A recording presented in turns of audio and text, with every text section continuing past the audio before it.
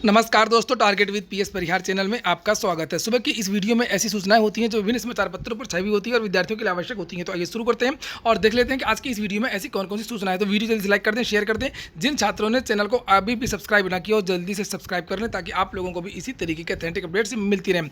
असल में सुबह की वीडियो में कुछ सूचना छूट गई थी, इसलिए ये वीडियो दोबारा बनाना पड़ा। आगे बढ़ने से पहले एक और सूचना कि अगर आप लोग उत्तर प्रदेश अध्ययन सेवा चयन की परीक्षा पीईटी की तैयारी करें तो आप लोग चक्षु प्रकाशन की पुस्तक ले सकते हैं।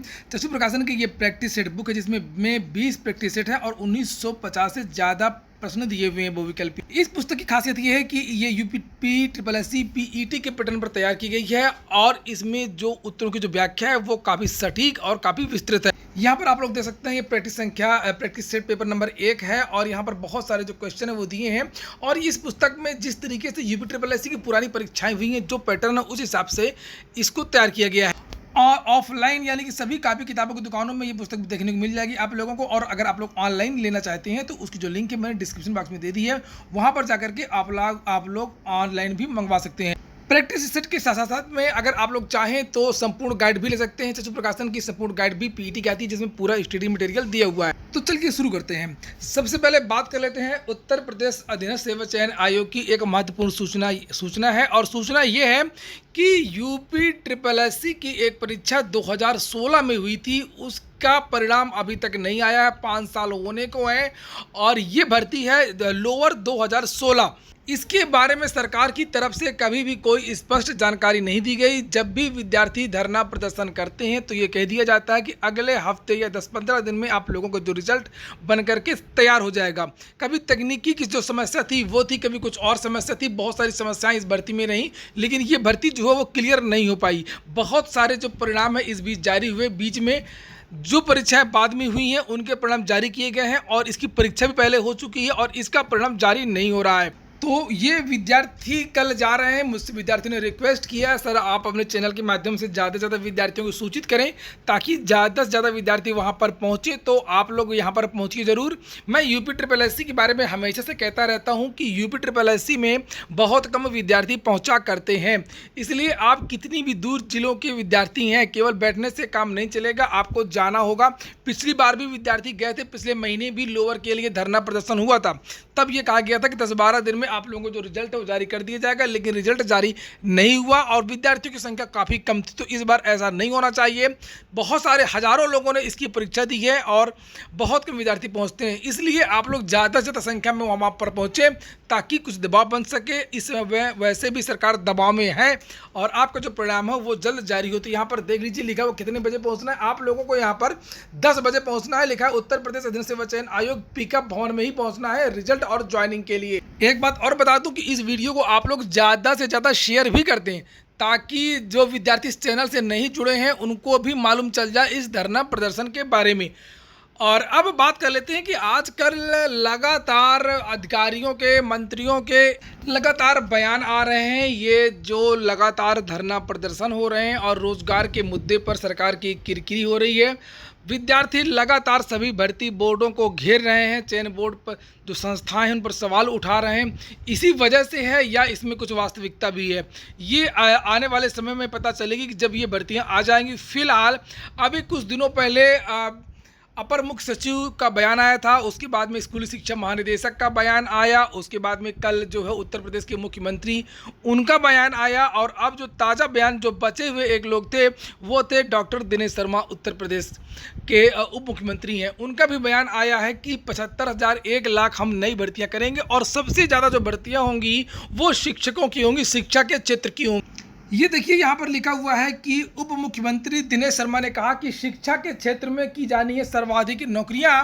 प्रदेश सरकार ने दिसंबर तक 1 लाख युवाओं को रोजगार देने का लक्ष्य रखा है और इसमें भी सर्वाधिक नौकरियां शिक्षा के क्षेत्र में दी जानी है। तो ये सभी मंत्रियां, अधिकारी सब पहेलियां बुझा रहे हैं, स्पष्ट रूप से नहीं बता रहे हैं कि प्राथमिक शिक्षकों की जो भर्ती का विज्ञापन है वो किस महीने जारी होगा और इसी साल जारी होगा या अगले वर्ष जारी होगा। इसके बारे में साफ साफ बोलना चाहिए। अलग अलग अधिकारियों के द्वारा पहेलियां नहीं बुझाना चाहिए। फिलहाल यहाँ पर लिखा है कि शिक्षकों के रिक्त पदों को आरक्षण का पालन करते हुए भरा जाए। जो विश्वविद्यालयों की भर्ती होती है यहाँ पर उसकी बात हो रही है, विश्वविद्यालयों को निर्देशित किया है। और उप मुख्यमंत्री ने कहा कि असिस्टेंट प्रोफेसर एवं एसोसिएट प्रोफेसर की लंबित पदोन्नति प्रक्रिया को जल्द पूरा करने के निर्देश दिए हैं। किसी की पदोन्नति लंबित नहीं रहनी चाहिए। सहायक कुल सचिव के रिक्त पदों को भी भरे जाने की योजना बनाई जा रही है। 50% पदों को पदोन्नति से और 50% पदों की लिखित परीक्षा के आधार पर भरा जाना है। ब्यूरो, ये उप मुख्यमंत्री डॉक्टर दिनेश शर्मा का बयान है और अभी कल ही जो है उत्तर प्रदेश के जो मुख्यमंत्री हैं उनका भी बयान इसी संबंध में आया है। हालांकि इन्होंने तो स्पष्ट किया है कि शिक्षा के क्षेत्र में भर्तियां आएंगी और मुख्यमंत्री ने केवल इतना कहा है कि हम 50,000 नियुक्तियां दिसंबर तक दे देंगे। ये उनका कल का बयान है। फिलहाल शिक्षकों की भर्ती के बारे में अभी स्पष्टीकरण कुछ नहीं है, स्पष्ट कुछ भी नहीं है। देखते हैं आगे क्या होता है, लेकिन बयान तो बहुत अच्छे अच्छे आ रहे हैं। और लेकिन इतना तय है कि यह साल जो है महत्वपूर्ण होगा विद्यार्थियों के लिए। कई विभागों की जो भर्तियां हैं वो नई भले ही ना आए लेकिन पूरी जरूर हो सकती हैं। यानी कि जिस तरीके से टीजीटी पीजीटी की जो भर्ती है वो पूरी हो रही है और यूपी ट्रिपल एससी पीईटी की जो भर्ती है वो पूरी हो सकती है। अब हम लोग बात कर लेते हैं कि 69,000 तीसरी काउंसलिंग के बाद भी सैकड़ों पद रिक्त हैं। तो विद्यार्थी अब इसकी मांग कर रहे हैं, क्योंकि एक बार जो उत्तर प्रदेश के बेसिक शिक्षा राज्य मंत्री हैं डॉक्टर सतीश चंद्र द्विवेदी जी, उन्होंने कहा था कि हम जब तक एक एक पद नहीं भर जाएगा तब तक हम काउंसलिंग करवाते रहेंगे।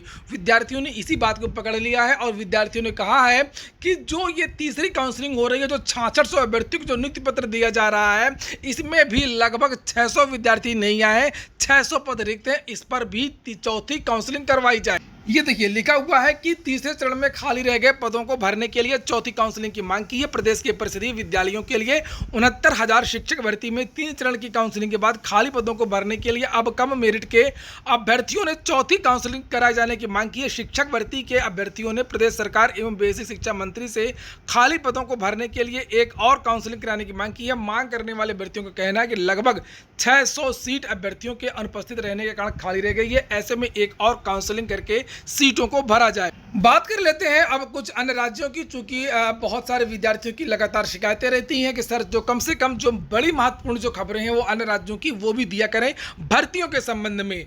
तो सबसे पहली सूचना ये है कि कई राज्यों ने शुरुआत कर दी है पीसीएस में साक्षात्कार को हटाने की। और अभी आप लोगों ने सुना होगा RAS का रिजल्ट आया है राजस्थान पीसीएस का, और उसमें भ्रष्टाचार की बहुत ज़्यादा सूचना है। जो चूँकि जो वहाँ के शिक्षा मंत्री हैं डोटासरा, उनकी पुत्रवधू के भाई और कई रिश्तेदारों को 80 नंबर से ज़्यादा मिला है। 100 नंबर का इंटरव्यू होता है, 100 में 80 से ज़्यादा नंबर मिला है और उनका चयन हो गया पीसीएस में। इसको लेकर के विवाद छिड़ गया है और उसके बाद में वहाँ पर एक परीक्षा सुधार समिति की स्थापना भी की गई है और उसमें ये सिफारिश की गई है कि अब राजस्थान में भी पीसीएस में साक्षात्कार को हटा दिया जाए। और आंध्र प्रदेश ने तो पिछले महीने अपनी सभी परीक्षाओं में, जो प्रदेश की जितनी भी परीक्षाएं होती हैं, चाहे वो पीसीएस की हो, चाहे वो वहाँ की एसएससी की हो, कोई परीक्षा हो, सभी परीक्षाओं में आंध्र प्रदेश ने साक्षात्कार को हटा दिया है। अब यहाँ पर देख सकते हैं, ये देखिए यहाँ पर लिखा कि राजस्थान में खत्म हो सकती है नौकरियों में साक्षात्कार की प्रक्रिया।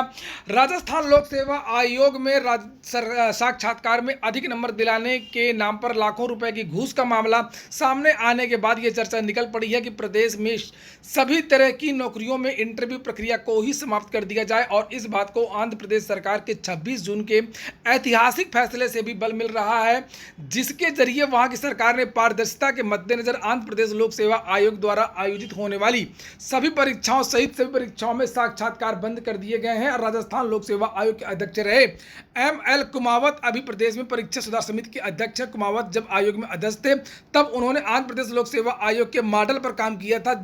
अब जबकि आंध्र प्रदेश सरकार ने चयन प्रक्रिया में अधिक पारदर्शिता बनाए रखने और प्रतिस्पर्धी उम्मीदवारों का पूरा विश्वास सुनिश्चित करने के लिए साक्षात्कार प्रक्रिया को समाप्त कर दिया है, तो ये संभव है कि प्रदेश की परीक्षा सुधार समिति भी इस तर्ज पर अपनी सिफारिशें राजस्थान सरकार को सौंप सकती है। चूंकि जो अध्यक्ष हैं उन्होंने आंध्र प्रदेश में भी करवाया था और अब ऐसी उम्मीद है कि यहाँ पर भी समाप्त हो जाएगा। आप लोग क्या चाहते हैं कि उत्तर प्रदेश में साक्षात्कार समाप्त होना चाहिए पीसीएस में? कमेंट बॉक्स में जरूर बताएं।